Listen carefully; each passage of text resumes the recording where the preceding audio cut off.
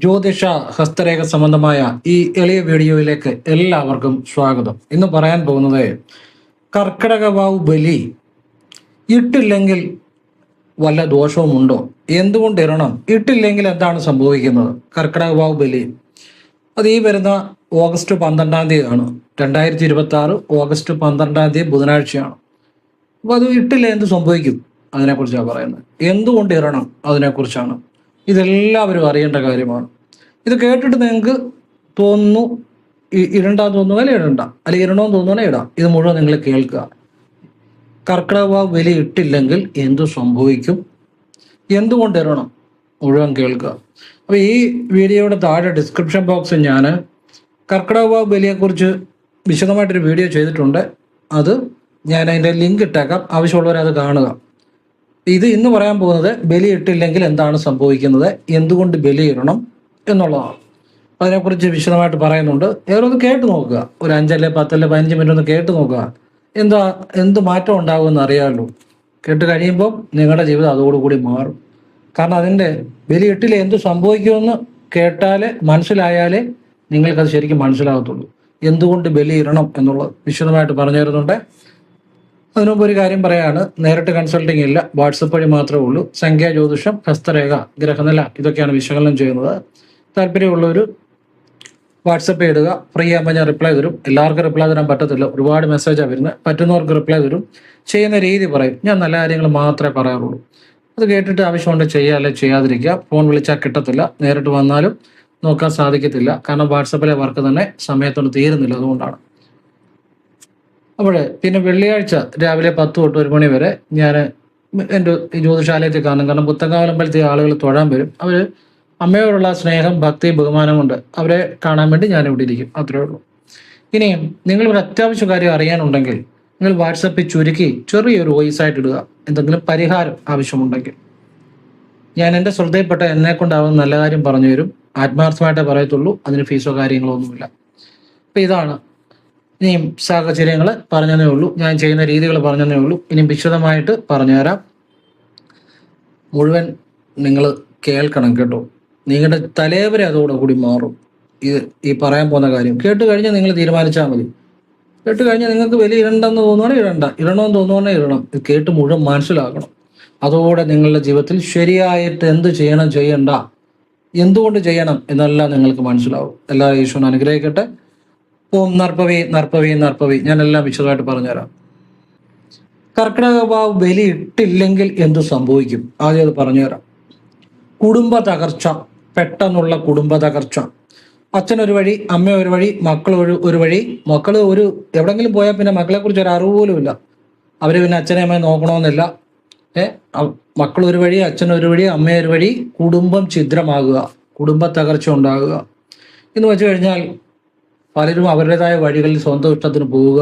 പക്ഷെ പോകുന്നതുകൊണ്ടൊക്കെ പലപ്പോഴും ഒരു ഉയർച്ച ഉണ്ടാകാതെ വരിക, കുടുംബം ഛിദ്രമാകുക, കുടുംബനാശം ഉണ്ടാകുക. രക്ഷപ്പെടുകയല്ല, പല വഴി പോയി പല രീതിയിൽ ആ കുടുംബഛിദ്രം ഉണ്ടാകുക. സാമ്പത്തിക തകർച്ച പെട്ടെന്നുണ്ടാകുക. നമ്മളൊരു സുപ്രഭാതി എല്ലാം ഇടുത്തി വീഴുന്ന പോലെ വരുന്ന പോലെ എല്ലാം പെട്ടെന്ന് എല്ലാം ഏർപ്പെടുന്ന കാര്യങ്ങളും ബിസിനസ്സിലോ അല്ലെ എന്തിലും ഒരു പെട്ടെന്ന് ലോണോ കാര്യങ്ങളോ ഒക്കെ കയറി അത് ദുരിതങ്ങളൊക്കെ വന്ന് അടയ്ക്കാൻ പറ്റാതെ എന്ന് വെച്ചാൽ മൊത്തത്തിൽ ഉദ്ദേശിക്കാതെ പെട്ടെന്ന് നമ്മുടെ ജീവിതത്തിൽ നമുക്ക് കര കയറാൻ ഒരു അവസരം ഉണ്ടാകാതിരിക്കുക. ഇങ്ങനെ തകർച്ചകൾ തന്നെ വന്നുകൊണ്ടിരിക്കുക. സന്താന ദുരിതങ്ങൾ, സന്താനമില്ലായ്മ, കടക്കണി എല്ലാവർക്കും ഉണ്ട്. പക്ഷെ കടക്കണിയിൽ നിന്ന് കര കയറാൻ പറ്റാത്തൊരവസ്ഥ. കുടുംബത്തിൽ എപ്പോഴും കലഹങ്ങള്, അഭിപ്രായ വ്യത്യാസങ്ങള്, വരുമാനമില്ലായ്മ. പലരും പറയും, സാറേ എനിക്ക് ഒരു ജോലി ചെയ്തിട്ട് അങ്ങോട്ട് ശരിയാകുന്നില്ല, ഒരു ജോലി അങ്ങോട്ട് ശരിയാകുന്നില്ല. ശരിക്കും കാരണം ചോദിച്ചു വരുമ്പോൾ ഈ മനുഷ്യൻ പലപ്പോഴും പിതൃപ്രീതിക്ക് വേണ്ട ഒരു കാര്യവും ചെയ്തിട്ടില്ലായിരിക്കും. ഞാൻ എത്രയോ ആളുകളുടെ പരിശോധിച്ചിരിക്കുന്നു. പല തകർന്ന കുടുംബങ്ങളെ, എത്രയോ ഒരു വരുമാനമില്ലാതെ അല്ലെ നല്ല രീതിയിൽ കഴിഞ്ഞിട്ട് ഒന്നും അല്ലാതായി പോയവര് എത്ര ആളുകളുണ്ട്. പലരും പറയുന്നത്, സാറേ ഞങ്ങൾക്ക് ഈ പിതൃപ്രീതിയുടെ ഒരു പ്രാധാന്യം അറിയത്തില്ലായിരുന്നു, അതുകൊണ്ട് ഞങ്ങളിതൊന്നും ചെയ്യത്തില്ലായിരുന്നു. അങ്ങനെ ഇത്ര ആളുകളെ ഞാൻ കണ്ടിട്ടുണ്ട്. ഞാൻ അനുഭവത്തിൽ നിന്നാണ് പറയുന്നത്, അല്ലാതെ അവിടെ ഇവിടെ കേൾക്കുന്ന കാര്യമൊന്നുമില്ല, അനുഭവത്തിൽ നിന്ന് ഞാൻ പറയുന്നത്. അപ്പം കടക്കണി ഉണ്ടാകുക, കടക്കണിയിൽ നിന്ന് കര കയറാൻ ബുദ്ധിമുട്ട് വരിക. അതുപോലെ ഈ ദുരിതങ്ങളോട് ദുരിതം, ഒരു ദുരിതം കഴിയുമ്പോൾ ഒരു ദുരിതം, ഇങ്ങനെ ദുരിതങ്ങൾ ഉണ്ടാകുക. പിന്നെ സാമ്പത്തികമായിട്ട് എപ്പോഴും ചെയ്യുന്നതെല്ലാം പ്രശ്നമാകുക. സാമ്പത്തികമായിട്ട് തട്ടിപ്പുകളിൽ പോയി ചാടുക. ഈ സാമ്പത്തികമായ തട്ടിപ്പുകളിൽ പോയി ചാടുന്ന ആളുകളെ നിങ്ങൾ ശ്രദ്ധിച്ചു നോക്കണം. വേറൊന്നും വേണ്ട, ഇവർ പിതൃപ്രീതികരങ്ങളായ ഒരു കാര്യങ്ങളും ചെയ്യത്തില്ല. നിങ്ങൾ അവരെക്കുറിച്ച് നിങ്ങൾ തന്നെ ഒന്ന് അന്വേഷിച്ച് നോക്കുക. ഒന്നും ചെയ്യത്തില്ല. പിന്നെ അല്ലെങ്കിൽ ഇവരുടെ കുടുംബത്തിൽ പണ്ട് മുതലുള്ള ആളുകൾ ചെയ്തിട്ടില്ല പിതൃപ്രീതികരങ്ങളായ കാര്യങ്ങൾ. ഇതാണ് ബലി ഇട്ടില്ലേ ഉള്ള ഒരു കുഴപ്പം. ഇനിയും ഇത് ബലി ഇടാത്തോണ്ടാണ് എങ്ങനെ മനസ്സിലാക്കാം? ഇത്രയും കാര്യങ്ങൾ ഉണ്ടായി, അത് ഈ ബലി ഇടാത്തോണ്ടാണ് എങ്ങനെ മനസ്സിലാക്കാം? നിങ്ങൾ പോയി ബലിയിട്ട് നോക്കുക, ഈ കാര്യങ്ങളിലൊക്കെ മാറ്റങ്ങൾ വരും. ഒരു തവണ ബലിയിട്ടുകൊണ്ട് മാറ്റം വരത്തില്ല, 2-3 വർഷം പിടിക്കും. പക്ഷെ ഒരു തവണ ഇടുമ്പോൾ തൊട്ടേ മാറ്റങ്ങൾ ഉണ്ടാവും. അതിൻ്റെ കൂടെ പിതൃപ്രീതിക്ക് വേണ്ടി അന്നദാനം, വസ്ത്രദാനം ഒക്കെ നൽകിയാൽ പെട്ടെന്ന് മാറ്റം വരും. 1 കൊല്ലം തന്നെ ബലിയിടുമ്പോൾ മാറ്റം വരും. പക്ഷെ എന്നാലും 2-3 കൊല്ലം ചിലർക്ക് എടുക്കും. ചിലർക്ക് പെട്ടെന്ന് 1 കൊല്ലം തന്നെ ബലിയിടുമ്പോൾ മാറ്റം വരുന്നവരെ ഞാൻ കണ്ടിട്ടുണ്ട്. പക്ഷെ അതിനോട് അന്നദാനം ഒക്കെ നമ്മളെ കൊണ്ട് പറ്റുന്ന പോലെ ആർക്കെങ്കിലും ഒക്കെ ചെയ്യണം. അപ്പോഴാണ് അപ്പം ബലിയിട്ട് കഴിയുമ്പോൾ ഈ കാര്യങ്ങൾ മാറ്റം വരും. അപ്പം മനസ്സിലാക്കിക്കോണം, ബലിയിടാത്തതുകൊണ്ടുള്ള കുഴപ്പമാണ്. ഞാൻ എങ്ങനെ മനസ്സിലാക്കുന്നത്, ഞാൻ എങ്ങനെ ഓരോ കാര്യങ്ങളും പഠിക്കുന്നത്? അല്ല ചുമ്മാ കണ്ണടച്ച് ഒരു കാര്യം പറയുന്ന ആളല്ല ഞാൻ ഏതൊരു കാര്യത്തിനെയും സത്യസന്ധമായിട്ട് അതിനെ വിലയിരുത്തിയിട്ട് ഞാൻ പറയാറുള്ളൂ. ബലിയിട്ട് കഴിയുമ്പോൾ ഇതിലൊക്കെ മാറ്റങ്ങൾ വരും. അപ്പം നമുക്ക് മനസ്സിലായി പിതൃപ്രീതി ഇല്ലാത്തതുകൊണ്ടാണ്. അങ്ങനെ എത്രയോ ആളുകളുടെ അനുഭവത്തിൽ ഞാൻ കണ്ടിരിക്കുന്നു. ബലിയിട്ട് എത്രയോ ആളുകളുടെ ജീവിതം മാറിയിരിക്കുന്നു. അപ്പം ബലി എന്തുകൊണ്ട് ഇടണം? നമുക്ക് ഇതുപോലെ ജീവിതത്തിലെ പ്രശ്നങ്ങൾ മാറാൻ വേണ്ടി ഇടണം. പിന്നെ ഇപ്പം ബലി ഇട്ടില്ലുള്ള കുഴപ്പം മനസ്സിലായല്ലോ. ഇനി ബലി എന്തുകൊണ്ട് ഇടണമെന്നുള്ളതിനെ കുറിച്ച് നിങ്ങളൊന്ന് അറിഞ്ഞിരിക്കണം. അതൊക്കെ അറിഞ്ഞിരിക്കണം. അത് ഒരു കൊച്ചു കുട്ടികൾ മുതൽ അറിഞ്ഞിരിക്കേണ്ടതാണ്. നമ്മളുടെ ജന്മം എന്ന് വെച്ചു കഴിഞ്ഞാൽ നമ്മുടെ മുൻപ് ജീവിച്ചിരുന്നവരുടെ പൂർവികന്മാരിൽ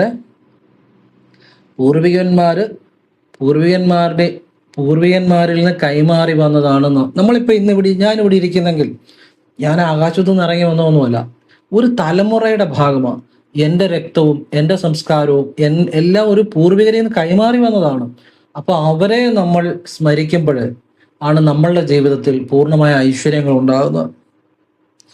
അതായത് പൂർവികന്മാരോടുള്ള കടമയാണ് ബലിയിടുക എന്നുള്ളത്. കാരണം നമ്മളിവിടെ ഇന്നിവിടെ ഇരിക്കുന്നെങ്കിൽ, അല്ലെ നിങ്ങളിപ്പം ഭൂമിയിൽ ജീവിച്ചിരിക്കുന്നെങ്കിൽ അതിന് കാരണക്കാർ നിങ്ങളുടെ പൂർവികന്മാരാണ്. ഒരു കുടുംബത്തിലല്ലേ നിങ്ങൾ ഉറപ്പായിട്ടും ജനിക്കുന്നത്. അപ്പം നിങ്ങൾക്ക് പൂർവികന്മാരുണ്ടല്ലോ, അവരുള്ളത് കൊണ്ടാണ് നിങ്ങളുള്ളത്. അപ്പം നിങ്ങൾ ജീവിക്കുന്നതിന്, നിങ്ങൾ ഈ ഭൂമിയിൽ നിലനിൽക്കുന്നവന് നിങ്ങൾക്ക് ഈ രക്തവും മാംസവും ഒക്കെയുള്ള ഈ ശരീരത്തിൽ നിങ്ങൾ ഇരിക്കുന്നത് ആ ഒരു തലമുറയുടെ ഭാഗമാണ്. അപ്പം പൂർവികന്മാരോടുള്ള കടമ നിറവേറ്റണം. അതാര് നിറവേറ്റിയില്ലേലും അവൻ്റെ ജീവിതത്തിൽ അതിൻ്റെ ബുദ്ധിമുട്ടുകൾ ഉണ്ടാകും. പിതൃശാപം ഉണ്ടെങ്കിൽ ആ പിതൃക്കളുടെ പ്രീതി ഉണ്ടായില്ലെങ്കിൽ എന്തൊക്കെ ചെയ്താലും നമ്മൾ ചെയ്യുന്ന ഒന്നും ഫലമാകത്തില്ല. അതുകൊണ്ട് പിതൃപ്രീതിക്ക് വേണ്ടി നമ്മൾ ബലിയിടണം. നമ്മൾ എന്തൊക്കെ ക്ഷേത്രത്തിൽ പോയാലും, ഏതൊക്കെ വഴിപാടുകൾ ചെയ്താലും, ഏതൊക്കെ തൊഴിലുകൾ ചെയ്താലും, എന്തൊക്കെയാണേലും എല്ലാത്തിലും പ്രശ്നങ്ങൾ ഉണ്ടായിക്കൊണ്ടേയിരിക്കും. അത് പൂർണ്ണമാകത്തില്ല. പിതൃക്കളുടെ ശാപമുണ്ടെങ്കിൽ അതുകൊണ്ട് എന്തുകൊണ്ട് പിതൃബലി ഇടണമെന്നുള്ള പറഞ്ഞ് അതുകൊണ്ട് പിതൃബലി ഇടണം. മനസ്സിലായോ? നിങ്ങൾക്ക് മനസ്സിലായി കഴിഞ്ഞാൽ നിങ്ങൾ ചെയ്യും. ഇനിയും ഓരോ വർഷവും പിതൃബലി ഇടുന്നതിൻ്റെ ആളുകളുടെ എണ്ണം കൂടിക്കൊണ്ട് വരിക. എന്തുകൊണ്ടാണ്? അവരുടെ പിതൃബലി ഇടാത്തത് കൊണ്ടുണ്ടായ സന്താനമില്ലായ്മ ആയിക്കോട്ടെ, സന്താനങ്ങളുടെ ദുരിതമായിക്കോട്ടെ, സാമ്പത്തിക തകർച്ചയാക്കി, ഇതിലൊക്കെ മാറ്റം വരുന്നതുകൊണ്ടാണ് എല്ലാ വർഷവും അവർ മഴയാണേലും എന്താണേലും രാവിലെ വന്ന് ബലിയിടുന്ന ക്ഷേത്രത്തിൽ പോയി. അവർക്ക് അനുഭവം ഉണ്ടായിട്ടാണ്. മനസ്സിലാകുന്നുണ്ടോ? നിങ്ങളുടെ ബുദ്ധി കൊണ്ട് ചിന്തിക്കുക. അനുഭവം ഉള്ളതുകൊണ്ടാണ് ആളുകൾ എണ്ണം കൂടി വരുന്നത്. പറഞ്ഞ് മനസ്സിലാകുന്നില്ലേ?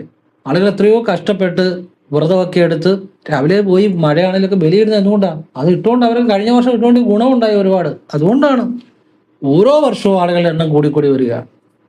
അപ്പോൾ അത് മനസ്സിലാക്കിയത് ചുമ്മാ അങ്ങനെ ആളുകളുടെ എണ്ണം കൂടുന്നതല്ല, അതിൻ്റെ അത് കാര്യമുണ്ട്. മനസ്സിലായല്ലോ?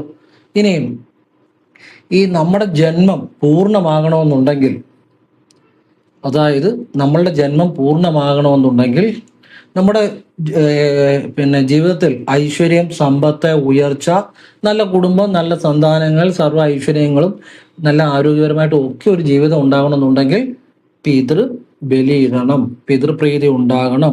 പിതൃപ്രീതിക്ക് ഏറ്റവും പ്രധാനമായിട്ട് അല്ലെ പെട്ടെന്ന് പിതൃപ്രീതി ഉണ്ടാകുന്നതാണ് പിതൃബലി ഇടുന്നത്. ഇപ്പം നമ്മുടെ ഈ ഓഗസ്റ്റ് 12 ബുധനാഴ്ച കർക്കിടക വാവ് 2026 അന്ന് ആണ് നമ്മുടെ കർക്കിടക വാവ് ബലി വരുന്നത്. അന്ന് പോയി ബലി ഇടണം. നിങ്ങൾ മനസ്സിലാവുന്നുണ്ടോ? ഇത് കേട്ടാൽ നിങ്ങൾ ഇടും. പക്ഷെ ഇത് ആരൊക്കെ കേൾക്കുമെന്ന് എനിക്കറിയത്തില്ല. കാരണം ഇങ്ങനെയുള്ള നല്ല കാര്യങ്ങൾ അറിഞ്ഞാൽ രക്ഷപ്പെട്ടു പോകും. അതുകൊണ്ട് മിക്കവാറും പലരും ഇത് കഴിഞ്ഞാൽ ചിലപ്പോൾ വീഡിയോ കാണത്തു പോലും ഉള്ളൂ. കണ്ടാൽ തന്നെ ചിലപ്പോൾ ചിലർ കാണണമെന്നുമില്ല. കാരണം അനുഭവദോഷം.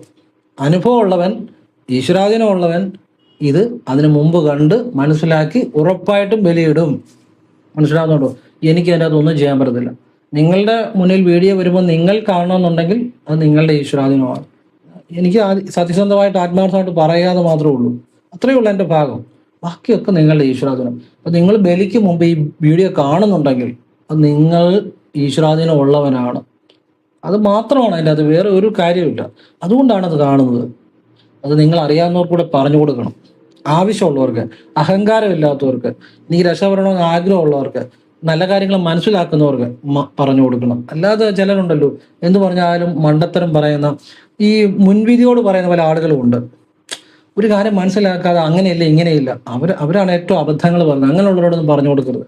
നല്ല ആളുകൾ, ചിന്തിക്കുന്ന ആളുകൾ, പിന്നെ അനുഭവത്തിൽ നിന്ന് പഠിക്കുന്ന ആളുകൾ, രക്ഷപ്പെടണമെന്ന് ആഗ്രഹമുള്ള ആളുകൾ, ഈ 4 തരത്തിലുള്ള ആളുകൾക്കേ പറഞ്ഞു കൊടുക്കാവുള്ളൂ കേട്ടോ, ആവശ്യമുണ്ടെങ്കിൽ. അപ്പോൾ ഈ പിതൃക്കളിൽ നിന്ന് നമുക്ക് സംസ്കാരവും ഒക്കെ ഒരു പിതൃക്കളിൽ നമുക്ക് പകർന്നു കിട്ടിയിട്ടുണ്ട്. നമ്മുടെ മുൻ തലമുറയിൽ നിന്ന് നമുക്ക് ആത്മീയമായ ഒരു ബന്ധവും സംസ്കാരവും ഒക്കെ നമ്മളിലേക്ക് പകർന്നു കിട്ടിയിട്ടുണ്ട്. അതുകൊണ്ട് അവരെ ഓർക്കുക, അവരോടുള്ള കടമ ചെയ്യുക എന്നത് ഏതൊരാളും ചെയ്യേണ്ട കാര്യമാണ്. ഇനി ഒരു കുടുംബത്തിൽ ചിലർ പറഞ്ഞാൽ സാറേ എൻ്റെ വീട്ടിൽ അച്ഛനുണ്ടായിക്കോട്ടെ, അതിന് കുഴപ്പമൊന്നുമില്ല. നമ്മുടെ കുടുംബത്തിൽ മരണപ്പെട്ട ഒരുപാട് ആളുകൾ കാണുമല്ലോ നമ്മുടെ തലമുറയിൽ, അവർക്കെല്ലാം വേണ്ടിയാണ് ബലിയിടുന്നത്. പറഞ്ഞാൽ മനസ്സിലായില്ലേ? അപ്പൊ ഇത് പിന്നെ ബലിയിടുമ്പോൾ ശാരീരിക ശുദ്ധിയും മനഃശുദ്ധിയും നിർബന്ധമാണ്. അതിനകത്ത് എപ്പോഴും ഓർത്തോണം. പിന്നെ തടസ്സങ്ങൾ മാറിക്കിട്ടും ബലിയിട്ട് കഴിഞ്ഞാൽ, പിതൃബലി ഇട്ട് കഴിഞ്ഞാൽ കുടുംബ ഐശ്വര്യം ഉണ്ടാകും. മാത്രമല്ല കർമ്മദോഷങ്ങൾ കൊണ്ടുണ്ടാകുന്ന എല്ലാ തടസ്സങ്ങളും മാറിക്കിട്ടും. മാനസികമായി സന്തോഷമുണ്ടാകും. നമ്മുടെ ദുരിതങ്ങളെല്ലാം മാറി നിൽക്കും. വംശവർദ്ധനം ഉണ്ടാകും. സന്താനങ്ങൾക്ക് ഉയർച്ച ഉണ്ടാകും. സന്താനങ്ങൾക്ക് സന്താനങ്ങളെ കൊണ്ട് നിങ്ങൾക്ക് നല്ല അനുഭവ ഗുണം ഉണ്ടായി വരും. ഞാൻ കഴിഞ്ഞ ദിവസം ഒരാളുടെ കൈരേഖ നോക്കിയപ്പോൾ ഞാൻ പറഞ്ഞു, നിങ്ങൾക്ക് അനുഭവ ഗുണമുണ്ട് എന്ന് വെച്ചാൽ നിങ്ങൾ ഉണ്ടാക്കുന്ന സമ്പത്ത് അല്ലെ ഐശ്വര്യം നിങ്ങൾക്ക് അനുഭവിക്കാൻ പറ്റും. അദ്ദേഹത്തിന് വലിയൊരു അറിവായിരുന്നു. ഞാൻ കയ്യിലെ ശുക്രമണ്ഡലം പരിശോധിച്ചിട്ടാണ് പറഞ്ഞത്. കയ്യിലെ ശുക്രമണ്ഡലം അതെനിക്ക് പറയാൻ പറ്റും. കാരണം എൻ്റെ എക്സ്പീരിയൻസ്. പുസ്തകത്തിൽ എന്ന് പറയുന്ന കാര്യമൊന്നുമല്ല. 10,000-കണക്കിന് ആളുകളുടെ കൈരേഖ കണ്ട് അത് കൃത്യമായിട്ട് കാര്യങ്ങൾ മനസ്സിലാക്കി ഞാൻ പറഞ്ഞ പരിഹാരങ്ങൾ ചെയ്ത് അവരുടെ ചോദിച്ച് മാറ്റമുണ്ടായ ആവർത്തിക്കുന്ന റിപ്പീറ്റ് ചെയ്യുന്ന എക്സ്പീരിയൻസ്, അനുഭവങ്ങൾ. അതുകൊണ്ട് എനിക്കത് പറയാൻ പറ്റും. ഞാൻ അദ്ദേഹത്തോട് ഒരു കാര്യം കൂടെ പറഞ്ഞു. താങ്കൾ ജനലുകളൊക്കെ പകൽ സമയത്ത് വീടിൻ്റെ ജനലുകളൊക്കെ അടച്ചിടണം. പിന്നെ വൈകിട്ട് കിടക്കാൻ നേരം ഈ കട്ടിലിൻ്റെ അടിയൊക്കെ ഒന്ന് ശ്രദ്ധിക്കണം. ഇപ്പം എന്നോട് ചോദിച്ചാൽ എന്താണ്? ഇഴജന്തുക്കൾ, പാമ്പ്, ഇഴജന്തുക്കളുടെ ചിലപ്പോൾ നിങ്ങളുടെ മുറിയിലോ അല്ലെങ്കിൽ നിങ്ങളുടെ അടുത്തോ വരാൻ ചെറിയ സാധ്യത ഉണ്ട്. എന്നുവെച്ചാൽ ഒരു കുഴപ്പം ഉണ്ടാകത്തില്ല. കാരണം ആയുർവേദയിലൊന്നും ഒരു കുഴപ്പമില്ല. ശ്രദ്ധിക്കുക, അത്രയേ ഉള്ളൂ. പുള്ളി പറഞ്ഞു, ഒരു 2-3 ആഴ്ചയ്ക്ക് മുമ്പ് ഒരു പാമ്പ് കയറി അവരുടെ പല മുറികളിലൂടെ കടന്നു. ഇദ്ദേഹം കിടക്കുന്ന മുറി വന്നു. സാമാന്യം വലിപ്പമുള്ളൊരു പാമ്പായിരുന്നു പറഞ്ഞു. പിന്നെ അദ്ദേഹം അതിനെ ഇറക്കി വിട്ടു എന്ന് പറഞ്ഞു. അതങ്ങ് ഇറങ്ങിപ്പോയി. അദ്ദേഹത്തിൻ്റെ കിടക്കുന്നതിൻ്റെ അടുത്ത് വന്നെന്ന് പറഞ്ഞു. അപ്പം അത് സംഭവിച്ചു കഴിഞ്ഞു. ഞാനത് ശ്രദ്ധിക്കണമെന്നേ പറഞ്ഞോളൂ. പക്ഷെ ഞാൻ പറഞ്ഞപ്പോഴത്തേനും ആ അനുഭവം പുള്ളിക്ക് ഉണ്ടായി. കാരണം കൈരേഖ നോക്കിയിട്ടാണ് പറഞ്ഞത്. കാരണം ഞാൻ ശനിമണ്ഡലം പരിശോധിച്ചു. ശനിമണ്ഡലത്തിൽ ചില അടയാളങ്ങൾ കണ്ടതുകൊണ്ട് പറഞ്ഞതാണ്. ഇതൊക്കെ എന്ന് പറഞ്ഞു കഴിഞ്ഞാൽ ശ്രദ്ധിച്ചാൽ ഒഴിവാക്കാം, ഒരു കുഴപ്പമില്ല. പറഞ്ഞ മനസ്സിലായി, അതിനുവേണ്ടി പറയുന്നതാണ്. അപ്പോൾ ഞാൻ പറഞ്ഞു തരാന്ന് ചോദിച്ചാൽ അതുപോലെയാണ് ഈ പറയുന്ന ഓരോ കാര്യവും. നിങ്ങൾ മനസ്സിലാക്കി നിങ്ങൾ ചെയ്താൽ അതോടെ നിങ്ങളുടെ ജീവിതം മാറി. ചുമ്മാ അത് ഇതിനെയൊന്നും പുറകെപ്പെട്ട് കാര്യമില്ല. കൃത്യം അറിയേണ്ട കാര്യങ്ങൾ അറിയുക, ചെയ്യേണ്ട കാര്യങ്ങൾ ചെയ്യുക, ചെയ്യേണ്ട സമയത്ത് ചെയ്യുക, പൂർണ്ണ മനസ്സോടെ ചെയ്യുക. പിന്നെ നിങ്ങളുടെ കർമ്മം, പ്രവൃത്തി അത് ഈശ്വരനാണ്. നന്നായിട്ട് ജീവിതത്തിൽ അധ്വാനിക്കണം. ഇത്രയും മതി, വേറെ ഒന്നും വേണ്ട. ഹാപ്പി ആയിട്ടിരിക്കുക. അപ്പോൾ ഈ നമ്മൾ ഭൂമിയിൽ ജനിച്ചു വീഴുന്നത് 3 കടമുണ്ട്. കടം എന്ന് വെച്ചാൽ ഋണം നമ്മൾ പറയുന്ന കടം. ഏതൊക്കെ കടവാ? ദേവന്മാരോടുള്ള കടം, ദേവഋണം എന്ന് പറയും. ഋഷിമാരോടുള്ള കടം, ഋഷി ഋണം എന്ന് പറയും. പിതൃക്കളോടുള്ള ഋണം, പിതൃക്കളോടുള്ള കടം, അതായത് പിതൃഋണം. ഇതിൽ ഈ പിതൃക്കളോടുള്ള കടം എങ്ങനെ വീടാം? പിതൃബലി ഇടണം. ഇത് കേട്ടാൽ നിങ്ങൾ പിതൃബലി ഇടും. നിങ്ങളത് ചെയ്തിരിക്കും. കാരണം നിങ്ങൾക്ക് സുവർണ അവസരമാണ്. ഇപ്പൊ അടുത്ത് വരുമല്ലേ, ബുധനാഴ്ചയല്ലേ, അത് ആരെങ്കിലും നഷ്ടപ്പെടുത്തുമോ? അതുകൊണ്ട് രക്ഷപ്പെടുവെന്നെങ്കിൽ പിന്നെ അതും ഒന്ന് ചെയ്ത് നോക്കാം. ബുദ്ധിയുള്ള മനുഷ്യൻ അങ്ങനെ ചിന്തിക്കത്തുള്ളൂ. പറഞ്ഞാൽ മനസ്സിലായോ? നിങ്ങളിടും. ഇട്ടവർക്കെല്ലാം അതിന്റെ ഗുണമുണ്ട്. ഓരോ വർഷവും നിങ്ങൾ TV-യിലെ ന്യൂസിലൊക്കെ നോക്കി ആളുകൾ കൂടി വരിക. കാരണം എല്ലാവർക്കും മാറ്റങ്ങൾ ഉണ്ടാകുന്നുണ്ട്. അപ്പം തന്നെ സാമാന്യ ബുദ്ധിക്ക് ആലോചിച്ച് നോക്കുക. അവരുടെയൊക്കെ ജീവിതത്തിൽ മാറ്റങ്ങൾ ഉണ്ടാകുന്നുണ്ടല്ലേ വെളുപ്പിനെ ആണെങ്കിലും മഴയത്താണേലും വന്നൊക്കെ ഈ രാവിലെ വന്ന് ബലിയിടുന്നത്. ഒരു വീട്ടിൽ നിന്ന് തന്നെ എത്ര പേർക്ക് വേണേലും പോയി ബലിയിടാം, അതിനൊന്നും കുഴപ്പമില്ല. മനഃശുദ്ധിയും ശരീരശുദ്ധിയും ഉണ്ടായിരിക്കണം. തലേദിവസം കഴിവതും ഒരു വ്രതം പാലിക്കുന്നത് നല്ലതാണ്. ഞാൻ അതിനെക്കുറിച്ചൊരു വീഡിയോ ചെയ്തിട്ടുണ്ട്. ആ വീഡിയോയുടെ ലിങ്ക് ഡിസ്ക്രിപ്ഷൻ ബോക്സിൽ ഇട്ടേക്കാം. വിശദമായിട്ടൊരു വീഡിയോ ചെയ്തിട്ടുണ്ട്. തലേദിവസം ഒരിക്കൽ എടുക്കുന്നത് നല്ലതാണ്. അതായത് രാവിലെ ചപ്പാത്തി കഴിക്കാം, അല്ലെ ഫ്രൂട്ട്സോ ചപ്പാത്തിയോ അവനവന് പറ്റുന്ന പോലെ. പിന്നെ വെള്ളം കുടിക്കുക. ഉച്ചയ്ക്ക് അരിയാഹാരം അല്പം കഴിക്കുക, ആവശ്യത്തിന് കഴിക്കുക, വെള്ളം കുടിക്കുക. വൈകിട്ട് ചപ്പാത്തിയോ ഫ്രൂട്ട്സോ ഒക്കെ അവനവൻ്റെ ആവശ്യം പോലെ കഴിക്കുക. ഉച്ചയ്ക്ക് മാത്രം അരിയാഹാരം കഴിക്കുക. ബാക്കി നേരങ്ങളിൽ അരിയല്ലാത്ത ആഹാരം കഴിക്കുക, അവനവന് പറ്റുന്ന കഴിക്കുക, വെള്ളം കുടിക്കുക. പിന്നെ ഉച്ചയുറക്കം പാടില്ല. ആരെയും കളിയാക്കരുത്, പൊങ്ങച്ചം പറയരുത്, ആരെയും മനസ്സുകൊണ്ട് പോലും ദൂഷിക്കരുത്. ഈശ്വരനാമം ജപിക്കണം. ഓം നമോ നാരായണായ എത്രയും പറ്റുന്നു അത്രയും ജപിക്കണം. പിന്നെ വേറൊരു കാര്യം കൂടെ നിങ്ങൾക്ക് ഞാൻ പറഞ്ഞു തരാം. ഓം നമോ നാരായണായ പോലെ തന്നെ പിതൃക്കളുടെ അനുഗ്രഹം, അല്ലെ പിതൃക്കൾക്ക് മോക്ഷം ഉണ്ടാകുന്ന ഒരു മന്ത്രമുണ്ട്. അതേതാണെന്നറിയോ? ഓം നമോ ഭഗവതേ വാസുദേവായ. ഈ ഓം നമോ ഭഗവതേ വാസുദേവായ എന്ന് നിങ്ങൾ ഭഗവാന്റെ പാദത്തിൽ മനസ്സിൽ കണ്ടുകൊണ്ട് ജപിച്ചിട്ട് പിതൃക്കൾക്ക് വേണ്ടി പ്രാർത്ഥിച്ചാൽ തീർച്ചയായിട്ടും അവരുടെ പിതൃക്കൾക്ക് ഈശ്വരീയമായ സദ്ഗതി ഉണ്ടായി വരും. ഒരു സംശയം വേണ്ട. ഓം നമോ നാരായണായ പോലെ തന്നെ വളരെ പ്രാധാന്യമുള്ളൊരു മന്ത്രമാണ് ഓം നമോ ഭഗവതേ വാസുദേവായ. ഇത് നിങ്ങൾ ബലിയിടുന്നതിന് മുമ്പ് ചെല്ലാം. ദിവസവും രാവിലെ എന്നും 108 തവണ ജപിക്കാം, അല്ലെ 21 തവണ ജപിക്കാം. നിങ്ങളുടെ പിതൃക്കൾക്ക് വേണ്ടി ഈശ്വരീയമായ സദ്ഗതി നൽകണേ ഭഗവാനെ നാരായണ മഹാവിഷ്ണു എന്ന് പ്രാർത്ഥിക്കുക. ഓം നമോ ഭഗവതേ വാസുദേവായ എന്ന് വാഗൊണ്ട് ജപിച്ച ശേഷം ഡെയിലി രാവിലെ 108 തവണ ജപിക്കാം, അല്ലെ ഡെയിലി 21 തവണ ജപിക്കാം. വാഗൊണ്ട് ജപിക്കണം. ഡെയിലി പ്രാർത്ഥിക്കാം. പിന്നെ ബലിയിടുന്നതിന് മുമ്പ് പ്രാർത്ഥിക്കാം, എന്നും പ്രാർത്ഥിക്കാം. ഈ ഓം നമോ ഭഗവതേ വാസുദേവായ ജപിച്ചാൽ എങ്ങനെയാ പിതൃപ്രീതി പെട്ടെന്ന് ഉണ്ടാകുന്നത്? കാരണം ഈ പിതൃക്കള് വിഷ്ണു പാദത്തിൽ ലയിക്കുന്നു എന്നുള്ളതാണ് നമ്മുടെ ഹൈന്ദവ വിശ്വാസപ്രകാരം. വിഷ്ണു ആണ് അതിൻ്റെ പ്രധാന ഒരു ദേവന്മാരിൽ ഒരാൾ. കാരണം എന്ന് വെച്ചാൽ മറ്റു ദേവന്മാരെയും ദേവിയൊക്കെ പ്രാർത്ഥിച്ചാലും പിതൃപ്രീതി ഉണ്ടാകും. പക്ഷെ വിഷ്ണുവിന് വളരെ പ്രാധാന്യമുണ്ട്. കാരണം വിഷ്ണു പാദത്തിൽ പിതൃക്കള് ലയിക്കുന്നു എന്നുള്ളതാണ്. മനസ്സിലായില്ലേ? അപ്പൊ ആ ഓം നമോ ഭഗവതേ വാസുദേവായ ജപിക്കുമ്പോൾ വാസുദേവൻ എന്ന വാക്കിന്റെ അർത്ഥം എന്താണ്? എല്ലാവരിലും സർവരിലും വസിക്കുന്നവൻ എന്നാണ്. അപ്പൊ സർവരിലും നിറഞ്ഞു നിൽക്കുന്ന ഒരു ചൈതന്യമാണ് വാസുദേവ എന്ന് വെച്ചാൽ. സർവ്വതിലും നിറഞ്ഞു നിൽക്കുന്ന ചൈതന്യം എന്നാണ്. സർവരിലും വസിക്കുന്നവൻ, സർവരിലും ഈ പ്രപഞ്ചത്തിൽ പ്രകാശം പരത്തുന്ന വാസുദേവായ. ഓം നമോ ഭഗവതേ വാസുദേവായ. ആ മന്ത്രം ജപിക്കുമ്പോൾ ആ ഭഗവാൻ നാരായണന്റെ പ്രീതി ഉണ്ടാകുമ്പോൾ നാരായണന്റെ പാദത്തിൽ ആ പിതൃക്കൾക്കും സായുജ്യം ഉണ്ടായി വരും. യാതൊരു സംശയം വേണ്ട. പിന്നെ ഓം നമോ ഭഗവതേ വാസുദേവായ എന്ന് പറഞ്ഞ ആ മന്ത്രം ഭഗവാന്റെ ശരീരം തന്നെയാണ്, ഭഗവത് ശരീരം തന്നെയാണ്. ആ ഭഗവാന്റെ ശരീരം എന്ന് വെച്ചാൽ എന്താ? അതാണ് പ്രപഞ്ചം. അതാണ് പ്രപഞ്ചം. അതിലെല്ലാം ഉണ്ട് ഭഗവാന്റെ. അതായത് ഭഗവാന് ഭഗവത്ഗീത ഉപദേശിച്ചു കൊടുക്കുമ്പോൾ അർജുനെ കാണിക്കുന്നുണ്ട് ഈ പ്രപഞ്ചമെല്ലാം ഭഗവാന്റെ ഉള്ളിലാണ്.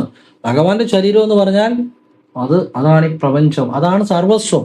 അപ്പൊ ഭഗവാന്റെ ശരീരം തന്നെയാണ് ഓം നമോ ഭഗവതേ വാസുദേവായ. അതിനെക്കുറിച്ച് ഞാൻ വിശദമായിട്ടൊരു വീഡിയോ ചെയ്തിട്ടുണ്ട്. ഓം നമോ ഭഗവതേ വാസുദേവായ. ഓരോ അക്ഷരവും ഭഗവാന്റെ ഏതൊക്കെ ശരീരഭാഗങ്ങളാണ് എന്നതിനെ കുറിച്ചൊരു വീഡിയോ ചെയ്തിട്ടുണ്ട്. പിന്നെ മാത്രമല്ല, ക്രിയായോഗ എന്ന രഹസ്യ യോഗ പദ്ധതിയിൽ ഓം നമോ ഭഗവതേ വാസുദേവായ എന്ന മന്ത്രമുണ്ട്. ഞാൻ ഓം നമോ ഭഗവതേ വാസുദേവായെ കുറിച്ചാണ് പറയുന്നത്. അറിയാതെ ഓം നമോ നാരായണ എന്ന് പറഞ്ഞാൽ അതിനെക്കുറിച്ചല്ല. ഞാൻ ഓം നമോ ഭഗവതേ വാസുദേവയെ കുറിച്ചാണ് ഞാൻ ആവർത്തിച്ച് വിശദീകരിക്കുന്നത് കേട്ടോ. ഓം നമോ ഭഗവതേ വാസുദേവായ. ചിലപ്പോൾ അറിയാതെ നാക്കെ ഓം നമോ നാരായണായ എന്ന് വരും. അത് നല്ല മന്ത്രമാണ്, അതും ഫലമുള്ളതാണ്. പക്ഷെ ഇപ്പോൾ പറയുന്നത് ഓം നമോ ഭഗവതേ വാസുദേവായുടെ പ്രാധാന്യമാണ് കേട്ടോ. ഇടയ്ക്ക് ചിലപ്പോൾ അറിയാതെ ഓം നമോ നാരായണ എന്നും മനസ്സിൽ വായി വരാം. അതുകൊണ്ട് പറഞ്ഞ അറിയാതെ വായി വരാം. ഇപ്പൊ ഓം നമോ ഭഗവതേ വാസുദേവയെ കുറിച്ചാണ് ഇത്രയും കാര്യങ്ങൾ പറഞ്ഞത്. അപ്പം ക്രിയായോഗയിലും ഉണ്ട് ഓം നമോ ഭഗവതേ വാസുദേവായ എന്ന മന്ത്രത്തിന്റെ പ്രാധാന്യം. അപ്പൊ ഒന്ന് ആലോചിച്ച് നോക്കിയേ. അതുകൊണ്ട് തന്നെ ആ വീഡിയോ അധികം ആളുകൾ കണ്ടിട്ടില്ല, ഓം നമോ ഭഗവതേ വാസുദേവായെ കുറിച്ച് ചെയ്ത്. കാരണം അതൊക്കെ അറിഞ്ഞാൽ നന്നായി പോകും. അതുകൊണ്ട് തന്നെ കാണാത്ത രക്ഷപ്പെട്ടു പോയാലും പറഞ്ഞ മനസ്സിലായല്ലേ. ആളുകൾ അത് നല്ല കാര്യങ്ങൾ ഒഴിപ്പോ നമ്മൾ കാണത്തില്ലല്ലോ. ബാക്കിയെല്ലാം നമ്മളെ ജീവിതത്തിൽ ഏറ്റവും വലിയ പ്രശ്നം എന്നാ പറയുക, ആവശ്യമില്ലാത്ത കാര്യങ്ങളെല്ലാം പുറകെ പോകും. അതുകൊണ്ടാണ് ജീവിതം എന്ന് ഇങ്ങനെ ഓടിക്കൊണ്ടിരിക്കുന്നത്. ആവശ്യമുള്ള കാര്യങ്ങളോട്ട് അറിയത്തുമില്ല, ആവശ്യമുള്ള കാര്യങ്ങളോട്ട് ചെയ്യത്തുമില്ല. ചെയ്താലും സമയം കഴിഞ്ഞേ ചെയ്യത്തുള്ളൂ, സമയം കഴിഞ്ഞേ അറിയത്തുള്ളൂ. ആ ഒറ്റ കുഴപ്പമുള്ളൂ, വേറെ കുഴപ്പമൊന്നുമില്ല. അതിൻ്റെയാണ് ജീവിതത്തിൽ ഈ എപ്പോഴും ഓട്ടം അനുഭവിച്ചുകൊണ്ടിരിക്കുന്നത്. അതെന്തെങ്കിലും ആട്ടെ, അതൊക്കെ ഓരോരുത്തർ കർമ്മം. അറിയുന്നവരും ഉണ്ട്, അവർക്ക് ഗുണം ഉണ്ടാകാറുണ്ട്, അവർക്ക് വേണ്ടിയാണ് സംസാരിക്കുന്നത്. അപ്പം ഓം നമോ ഭഗവതേ വാസുദേവായ എന്ന മന്ത്രത്തിന്റെ നിങ്ങൾക്ക് അർത്ഥം, ആ രഹസ്യം മനസ്സിലായല്ലോ. അതുപോലെ തന്നെ നമ്മൾ ജീവിച്ചിരിക്കുമ്പോൾ ഒരു വ്യക്തിക്ക് നമ്മൾ ചെയ്യുന്ന എല്ലാ നന്മകളും വളരെ പ്രധാനമാണ്. അതിനെ ശ്രാവണ കർമ്മം എന്നാണ് പറയുന്നത്. ജീവിച്ചിരിക്കുമ്പോൾ ഇപ്പം അച്ഛൻ ജീവിച്ചിരിക്കുന്നു, അമ്മ ജീവിച്ചിരിക്കുന്നു, അവർക്കൊക്കെ ആഹാരം മേടിച്ചു കൊടുക്കുക, അവരോടൊത്തിരുന്ന് ഭക്ഷണം കഴിക്കുക, അവരോടൊത്ത് സ്നേഹം ചെലവഴിക്കുക, അവരോട് ഒത്ത് അല്പനേരം ഇരുന്ന് സംസാരിക്കുക, അവർക്ക് ആ സ്നേഹം പങ്കിടുക. അതും പിതൃകർമ്മം പോലെ തന്നെ പ്രധാനമായി ജീവിച്ചിരിക്കുമ്പോൾ ചെയ്യുന്ന പ്രവൃത്തിയും. അല്ലാതെ മരിച്ചു കഴിയുമ്പോൾ മാത്രം ഉടനെ വലിയ മയക്ക് വയ്ക്കുന്നു, അല്ലെ വലിയ കൊട്ടിലിടുന്നു, ആളുകളെല്ലാം കൂട്ടുന്നു, ഭയങ്കര പരിപാടികൾ. അത് ചെയ്യരുതെന്നല്ല പറഞ്ഞ്, മരിച്ചു കഴിഞ്ഞും പ്രാർത്ഥനകൾ ചെയ്യണം. പക്ഷേ ജീവിച്ചിരിക്കുമ്പോഴും അവരെ നോക്കണം, അവർക്ക് ഭക്ഷണം കൊടുക്കണം, അവരോടൊത്ത് അല്പം സമയങ്ങൾ ചെലവഴിക്കണം, അവർക്ക് ആ സ്നേഹം കൊടുക്കണം. അതും പ്രീതി വരാൻ പിതൃതർപ്പണം പോലെ തന്നെ പ്രധാനമാണെന്ന് അറിയുക. അതിന് പറയുന്നതാണ് ശ്രാവണ കർമ്മം. ജീവിച്ചിരിക്കുമ്പോൾ അവർക്ക് വേണ്ടതെല്ലാം കൊടുക്കണം, സ്നേഹം കൊടുക്കണം, വസ്ത്രം കൊടുക്കണം, അവർക്ക് ആഹാരം കൊടുക്കണം, അവരെ സംരക്ഷിക്കണം. അതുകൂടി ചെയ്യണം. മനസ്സിലാവുന്നുണ്ടോ? അത് വളരെ പ്രാധാന്യമാണ്. പല പ്രായമുള്ള ആളുകളെയും ഞാൻ അവരോട് സംസാരിച്ചിരിക്കുന്നതിൽ നിന്ന് ഞാൻ മനസ്സിലാക്കിയ കാര്യം, അവരോട് സംസാരിച്ചപ്പോൾ എനിക്ക് മനസ്സിലായ കാര്യം, പല പ്രായമുള്ള ആളുകളോടും അവരുടെ ജീവിതത്തിൽ ഏറ്റവും വലിയ പ്രശ്നം എന്താണെന്നറിയുമോ? ചിലപ്പം ഈ വീട്ടുകാർ ഭക്ഷണം കൊടുക്കുന്നുണ്ടായിരിക്കും, വസ്ത്രം കൊടുക്കുന്നുണ്ടായിരിക്കും, ആഹാരം കൊടുക്കുന്നുണ്ടായിരിക്കും. പക്ഷെ ഇവരോട് ആരും പലപ്പോഴും മിണ്ടാറില്ല. കാരണം ഈ പ്രായമുള്ളവരോട് മിണ്ടിയിട്ട് ഇപ്പം എന്നെ കിട്ടാനെന്നുള്ള രീതിയിലാണ്. ചിലടത്ത് കൊച്ചുമക്കളും മിണ്ടത്തില്ല, മക്കളും മിണ്ടത്തില്ല, മരുമക്കളും മിണ്ടത്തില്ല. മിണ്ടിയാലും ചിലപ്പോൾ വല്ലതും ഒന്ന് പറഞ്ഞെന്നിരിക്കും. എന്തുകൊണ്ടാണെന്നറിയോ? അവരോട് മിണ്ടിയിട്ട് എന്നെ എടുക്കാനെന്നുള്ള ചിന്തയാണ്. അപ്പം അവരുടെ മനസ്സിൽ ഏറ്റവും കൂടുതൽ ഉണ്ടാകുന്നതിനെന്നറിയോ? ഒറ്റപ്പെടൽ. ജീവിതത്തിലെ ഏറ്റവും വലിയ വിഷമം എന്താണെന്നറിയോ? ഒറ്റപ്പെടൽ. അത് ജീവിതത്തിലെ ഏറ്റവും വലിയൊരു വിഷമമാണ്. അപ്പം അവരോട് ആരും മിണ്ടാതിരിക്കുമ്പോൾ അവർ ആ വിഷമം അനുഭവിച്ച് അവർ മരിച്ചു കഴിയുമ്പം വലിയ അടിപൊളിയായിട്ട് പരിപാടികളാണ് തിന്ന്. അതിലൊന്നും കാര്യമില്ല. മരിച്ചു കഴിയുമ്പോൾ പ്രാർത്ഥന നടത്തണം, അവർക്ക് വേണ്ടിയുള്ള കർമ്മങ്ങൾ ശരിയായ പ്രാർത്ഥനയോടുകൂടി ചെയ്യണം, നല്ല രീതിയിലുള്ള കർമ്മങ്ങൾ അത് വേണ്ടെന്നല്ല പറഞ്ഞു. ജീവിച്ചിരിക്കുമ്പോൾ ആ മരിക്കുമ്പം ചെയ്യുന്ന കർമ്മത്തിന്റെ അതേ പ്രാധാന്യത്തെക്കാൾ കൂടുതലായിട്ട് അവരെ നോക്കണം. അവരുടെ ഇടയ്ക്ക് അവരോട് പറ്റുമ്പോഴൊക്കെ സംസാരിക്കണം, സ്നേഹമായിട്ട് ഇടപെടണം, അവരോട് തരുന്ന ഭക്ഷണം കഴിക്കണം, അവർക്ക് ഇഷ്ടമുള്ള ഭക്ഷണങ്ങൾ കൊടുക്കണം. അവരോടൊത്ത് സംസാരിക്കുമ്പോൾ തന്നെ എന്തൊരു സന്തോഷമാണെന്ന് അറിയാം അവർക്ക്. ആ ഒറ്റപ്പെടൽ അങ്ങ് മാറും. അത് മതി പിതൃപ്രീതി കിട്ടാൻ. അവിടെ ഈശ്വരൻ പ്രവർത്തിക്കും. അത്യുന്നതങ്ങളിൽ നിന്ന് ആ ഈശ്വരൻ നിങ്ങളിൽ പ്രവർത്തിക്കും. ദി സെനറ്റ് പവർ, ഏറ്റവും ടോപ്പായിട്ടുള്ള ആ എനർജി, ആ അത്യുന്നതങ്ങളിൽ ഇരിക്കുന്ന ആ ഈശ്വരൻ, പരമേശ്വരൻ, ആ സർവേശ്വരൻ നിങ്ങളിൽ പ്രവർത്തിക്കും. ഇതാണ് നിങ്ങൾ ഈ പിതൃകർമ്മങ്ങളുമായി ബന്ധപ്പെട്ട് അറിയേണ്ട ഏറ്റവും പ്രധാനപ്പെട്ട കാര്യമാണ് ഈ പറഞ്ഞിരുന്നത്. ജീവിച്ചിരിക്കുമ്പോൾ അവരെ മറന്നിട്ട് മരിച്ചു കഴിഞ്ഞ് പ്രാർത്ഥന മാത്രം ചെയ്യുന്നതിനകത്തൊരു കാര്യമില്ല. പ്രാർത്ഥന ചെയ്യണം, ചെയ്യരുതെന്നല്ല പറഞ്ഞ്, കർമ്മങ്ങൾ ചെയ്യണം, ചെയ്യരുതെന്നല്ല പറഞ്ഞ്, ജീവിച്ചിരിക്കുമ്പോൾ കൂടെ നിങ്ങൾ അവരെ സ്നേഹിക്കണം, ഭക്ഷണം കൊടുക്കണം, അവരോടൊത്ത് സമയം ചെലവഴിക്കണം, അവർക്ക് സന്തോഷം കൊടുക്കണം. അതാണ് ഏറ്റവും പ്രധാനമായിട്ടുള്ള കാര്യം. ഈ പിതൃലോകത്തെ ഒരു മാസം നമ്മളുടെ ഭൂമിയിലെ ഒരു മാസം പിതൃക്കളുടെ ലോകത്തെ ഒരു ദിവസമായിട്ടാണ് കണക്കാക്കപ്പെടുന്നത്. ഒന്നുകൂടെ പറയാം, നമ്മളുടെ ഒരു മാസം എന്ന് പറയുന്നത് പിതൃലോകത്തെ ഒരു ദിവസമായിട്ടാണ് കണക്കാക്കപ്പെടുന്നതെന്നാണ് പറയപ്പെടുന്നത്. അതുകൊണ്ടാണ് ഇപ്പൊ ഈ കർക്കിടകവാവിന് ബലിയിട്ട പിന്നെ അടുത്ത കർക്കിടകവാവിന, അപ്പൊ അവിടെ 2 ദിവസം ആകുന്നേ ഉള്ളൂ. ഇവിടെ ഒരു മാസമല്ല, നമ്മുടെ ഒരു വർഷം അവരുടെ ഒരു മാസമായിട്ടാണ്, നമ്മുടെ ഒരു വർഷം അവരുടെ ഒരു മാസമായിട്ടാണ് കണക്കാക്കപ്പെടുന്നത്. അതുകൊണ്ടാണ് അവർക്ക് ദിവസവും നമ്മൾ ആഹാരം കൊടുക്കുന്നുണ്ട്, പക്ഷെ നമ്മൾ നോക്കുമ്പോൾ ഓരോ വർഷമാണ്, അവരുടെ ഓരോ ദിവസമാണ്. അങ്ങനെയാണ് കണക്കാക്കപ്പെടുന്നത്. ഇതൊക്കെ പല രീതിയിൽ ഇതിൽ പറയപ്പെടുന്ന കാര്യങ്ങളാണ് കേട്ടോ. അതിലൊക്കെ പല ആചാര്യന്മാരും പല രീതിയിൽ പറയുന്ന വ്യത്യാസം ഉണ്ടാവും. അപ്പം എനിക്ക് പകർന്നു കിട്ടിയ കാര്യങ്ങൾ, ഞാൻ മനസ്സിലാക്കിയ കാര്യങ്ങളും ആണ് പറയുന്നത് കേട്ടോ. എൻ്റെ ഒരു വീക്ഷണകോണി എന്നാണ്, എനിക്ക് ശരിയെന്ന് തോന്നുന്ന കാര്യങ്ങളാണ് പറഞ്ഞത്. നിങ്ങൾക്ക് അത് ശരിയെന്ന് തോന്നി സ്വീകരിക്കുക, അല്ലെ തള്ളിക്കളയാം. അപ്പം നമ്മൾ മനസ്സിലാക്കിയിരിക്കുന്ന, അല്ല നമുക്ക് ആചാര്യന്മാരിൽ നിന്ന് പകർന്നു കിട്ടിയിരിക്കുന്ന കാര്യം, നമ്മളുടെ ഒരു വർഷം, ഒരു മാസമല്ല, ഞാൻ പറഞ്ഞത് തെറ്റിപ്പോയതാണ്, ക്ഷമിക്കുക. നമ്മളുടെ ഒരു വർഷം പിതൃക്കളുടെ ഒരു ദിവസമായിട്ടാണ്. അതുകൊണ്ടാണ് നമുക്കിപ്പോൾ ഇന്ന് കർക്കിടകവാനും ബലിയിട്ട് അടുത്ത കർക്കിടകവാനും ബലിയിട്ടാൽ നമ്മുടെ ഒരു കൊല്ലം കഴിഞ്ഞാൽ ഇടുന്നത്, അവരുടെ അടുത്ത ദിവസമാണ്. അപ്പോൾ ദിവസം അവർക്ക് ഭക്ഷണം നമ്മൾ കൊടുക്കുന്നുണ്ട്, എല്ലാ വർഷവും പിതൃബലി ഇടുന്നവർ. ഇനിയും പലരുടെയും ഒരു സംശയമുണ്ട്, ഈ നമ്മളിപ്പം പിണ്ടം വെച്ചു, പിന്നെ ജലം ഒക്കെ കൊടുത്തു, ഇതെങ്ങനെയാ പിതൃക്കൾക്ക് അവിടെ കിട്ടുന്നത്, പിതൃലോകത്തും? ഇപ്പം പിതൃക്കളെ നമ്മൾ ഇവിടെ നമ്മൾ ആ പിതൃക്കളെ നമ്മൾ ആവാഹിച്ച് വരുത്തും. അത് ആചാര്യൻ പറയുന്ന രീതിയിൽ, ഏതോ ആചാര്യനാണെങ്കിലും ആ ആചാര്യൻ പറയുന്ന രീതി ചെയ്യണം. ആവാഹിച്ച് വരുത്തി കഴിഞ്ഞ് പിതൃക്കൾക്ക് നമ്മൾ പിണ്ടം സമർപ്പിച്ചിട്ട് അവരെ പിതൃലോകത്തോട്ട് തന്നെ ഉദ്ദേശിക്കുകയാണ്. വിഷ്ണുപാദത്തിൽ സായുജ്യം നൽകണേ എന്ന് പ്രാർത്ഥിച്ച്, മോക്ഷം നൽകണേ എന്ന് പറഞ്ഞ് അവരെ നമ്മൾ ഉദ്ദേശിക്കുകയാണ് പിതൃലോകത്തൊക്കെ. അപ്പോൾ ആ വിഷ്ണുപാദത്തിൽ ആ സായുജ്യം ഉണ്ടാകുന്നവർ വിഷ്ണുപാദത്തിൽ ലയിക്കും, നമ്മുടെ കർമ്മങ്ങൾ പൂർണ്ണമാകുന്നവർ. പറഞ്ഞ മനസ്സിലായില്ലേ? അപ്പം ഈ പിതൃക്കള് നമ്മൾ ഈ മന്ത്രങ്ങളോടൊപ്പമാണ് നമ്മൾ ഈ പൂവ് ഇതൊക്കെ സമർപ്പിക്കുന്നത്. അപ്പൊ മന്ത്രങ്ങളുടെ ഊർജം ആ പിതൃക്കൾ സൂക്ഷ്മരൂപികളാണ്, അവരിലേക്ക് പെട്ടെന്ന് അത് നമ്മൾ അപാകിച്ച് വരുത്തുമ്പോൾ അപ്പോഴും അവരിലേക്ക് എത്തിച്ചേരും. ഇനി അതല്ല, പിതൃക്കൾ എവിടെ ഏത് രൂപത്തിലാണ് ഇരിക്കുന്നത് അങ്ങോട്ടും നമ്മുടെ പ്രാർത്ഥന ചൊല്ലും. നമ്മൾ ആവാഹിച്ചു കഴിഞ്ഞാൽ അവരെ ഉദ്ദേശിച്ചാലും നമ്മൾ അവർക്ക് വേണ്ടി ചെയ്യുന്ന ദാനധർമ്മങ്ങളായിക്കോട്ടെ, ഇപ്പോൾ ഓം നമോ ഭഗവതേ വാസ്തുവായ ദിവസവും ജപിച്ചു, ആ മന്ത്രമാകുന്ന ഊർജം പിതൃക്കളുടെ സൂക്ഷ്മ ശരീരവും ഊർജമാണ്, അതുമായിട്ട് കണക്ട് ആയിക്കോളും. മന്ത്രം വഴിയാണത് ഈ നമ്മുടെ പ്രാർത്ഥന ചൊല്ലുന്നത്. ഇനി എള്ളിട്ട് പൂട്ടൊക്കെ ചെല്ലുമ്പോൾ നമ്മൾ മന്ത്രങ്ങളും ചൊല്ലുന്നുണ്ട്. ആ മന്ത്രം വഴി പിതൃക്കളുടെ സൂക്ഷ്മ ശരീരത്തിലേക്ക് പെട്ടെന്ന് നമ്മുടെ പ്രാർത്ഥന ചൊല്ലും.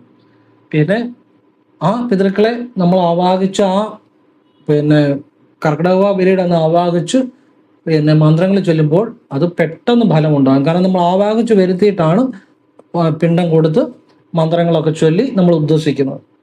അപ്പോൾ അത് പെട്ടെന്ന് കണക്ട് ആകും. പിന്നെ മാത്രമല്ല, ദിവസവും നമ്മൾ വീട്ടിലാണെങ്കിലും ഇപ്പോൾ ഓം നമോ ഭഗവതേ വാസുദേവായ രാവിലെ ചെയ്യാവുള്ളൂ. രാവിലെ മാത്രം 108 തവണ ജപിച്ചാൽ, 21 തവണ ജപിച്ച് പിതൃക്കൾക്ക് വിഷ്ണുപാദത്തിൽ എൻ്റെ അച്ഛൻ വഴിയോ അമ്മ വഴിയോ ഉള്ള എൻ്റെ കുടുംബത്തിലെ അഖില പിതൃക്കൾക്കും എല്ലാ പിതൃക്കൾക്കും വിഷ്ണുപാദത്തിൽ സായുജ്യം നൽകണേ ഭഗവാനെ. ഓം നമോ ഭഗവതേ വാസുദേവായ 108 തവണ ജപിച്ചിട്ട് ഭഗവാനോട് പ്രാർത്ഥിച്ചാൽ ആ പ്രാർത്ഥനയും പിതൃക്കള് ഊർജ്ജ രൂപത്തിൽ എവിടെ ഇരുന്നാലും ഈ മന്ത്രം വഴി ആ എനർജി അവരുമായിട്ട് കണക്ട് ആവും എന്നാണ് ഞാൻ പറഞ്ഞത് കേട്ടോ. പറഞ്ഞ മനസ്സിലായല്ലോ. അപ്പൊ നമ്മൾ ചെയ്യുന്ന മന്ത്രശക്തിയിലൂടെയാണ് ആ നമ്മുടെ പ്രാർത്ഥനകൾ പിതൃക്കളിലേക്ക് എത്തുന്നത്. ഇനിയും ദർഭ നമ്മൾ ഉപയോഗിക്കാറുണ്ട്, ഈ എള്ള, ഇതൊക്കെ നെഗറ്റീവ് എനർജി ഇല്ലാതാക്കാൻ സാധിക്കുന്നതെന്നാണ് പറയപ്പെടുന്നത് കേട്ടോ. അപ്പോഴാണ് അങ്ങനെയുള്ള കാര്യങ്ങൾ ഇതിൽ ഉപയോഗിക്കുന്നത്. ദർഭ പുല്ല് വെച്ചിട്ടാണല്ലോ ചെയ്യുന്നത്. എന്തെല്ലാം നെഗറ്റീവുകൾ ഉണ്ടെങ്കിലും മാറാൻ വേണ്ടിയാണ് അത് കേട്ടോ ദർഭ എള്ളൊക്കെ ഉപയോഗിക്കുന്നത്. പിന്നെ പിതൃക്കൾ പെട്ടെന്ന് പ്രീതി ഉണ്ടാകുന്നതാണ് അന്നദാനം, വസ്ത്രദാനം. ഇതൊക്കെ നമ്മൾ ചെയ്യുമ്പോൾ ആ പിതൃക്കൾക്ക് ഈശ്വരീയമായ സദ്ഗതി ഉണ്ടാകും. നമ്മൾ ചെയ്യുന്ന നന്മകളുടെ ഫലം തീർച്ചയായിട്ടും ആ പിതൃക്കൾക്ക് ചെല്ലുമെന്നുള്ളതാണ് കേട്ടോ. പിന്നെ ദേവന്മാരെക്കാട്ടിലും പെട്ടെന്ന് പ്രസാദിക്കുന്നവരാണ് പിതൃക്കൾ. കാരണം നമുക്ക് ഏറ്റവും കൂടുതൽ ആത്മബന്ധവും രക്തബന്ധവും എല്ലാം ആ പിതൃ പരമ്പരയുമായിട്ടുള്ളത്. അതുകൊണ്ട് തന്നെ അവർക്ക് വളരെ പ്രാധാന്യമുണ്ട്. അവരെ മറന്ന് എന്ത് ചെയ്താലും, വേറെ എന്തൊക്കെ ചെയ്താലും അതിലൊക്കെ തടസ്സങ്ങളുണ്ടാകും. അതാണ് പിതൃവിൻ്റെ ഇമ്പോർട്ടൻസ്. That's all. ഇത്രയും പറഞ്ഞപ്പം കൃത്യം നിങ്ങൾക്ക് മനസ്സിലാക്കി കാണും പിതൃബലി ഇട്ടിലുള്ള കുഴപ്പം എന്താണ്, എന്തുകൊണ്ട് പിതൃബലി ഇടണം, പിതൃക്കൾ ആരാണ്, പിന്നെ നമ്മുടെ പ്രാർത്ഥനകൾ എങ്ങനെയാണ് പിതൃക്കളിലേക്ക് എത്തുന്നത്. ഈച്ച് ആൻഡ് എവരി വൺ ഓരോ പോയിന്റ് ഔട്ടായിട്ട് നിങ്ങൾക്ക് മനസ്സിലായെന്ന് ഞാൻ വിശ്വസിക്കുന്നു. ഇനി സംശയമൊന്നുമില്ല. ഇത്രയും കേട്ടിട്ട് രക്ഷപ്പെടണമെന്നുള്ളവർ, ജീവിതത്തിൽ മാറ്റം ഉണ്ടാകണമെന്നുള്ളവർ, ആവശ്യമുള്ളവർ പോയി ചെയ്യും, അല്ലാത്തവർ ചെയ്യത്തില്ല. അത്രേ ഉള്ളൂ, വേറെ കാര്യമൊന്നുമില്ല. അപ്പോൾ എല്ലാവരും ഈശ്വരൻ അനുഗ്രഹിക്കട്ടെ. ഓം കൃഷ്ണായ നമഃ. ശിവോഹം. ഓം നർപ്പവി നർപ്പവി നർപ്പവി. എൻ്റെ അഭിപ്രായങ്ങളും എൻ്റെ അനുഭവങ്ങളും എൻ്റെ നിരീക്ഷണങ്ങളും പറഞ്ഞു കേട്ടോ. നിങ്ങൾക്ക് ഇഷ്ടമുള്ളവർക്ക് സ്വീകരിക്കുക, അല്ലാത്തവർക്ക് സ്വീകരിക്കാതിരിക്കുക. നല്ല കാര്യങ്ങൾ മനസ്സിലാക്കിയവരെല്ലാം രക്ഷപ്പെട്ടിട്ടുണ്ട്. അത് ആവശ്യമുള്ളവർ ചെയ്യുക. ഓം നർപ്പവി നർപ്പവി നർപ്പവി നർപ്പവി.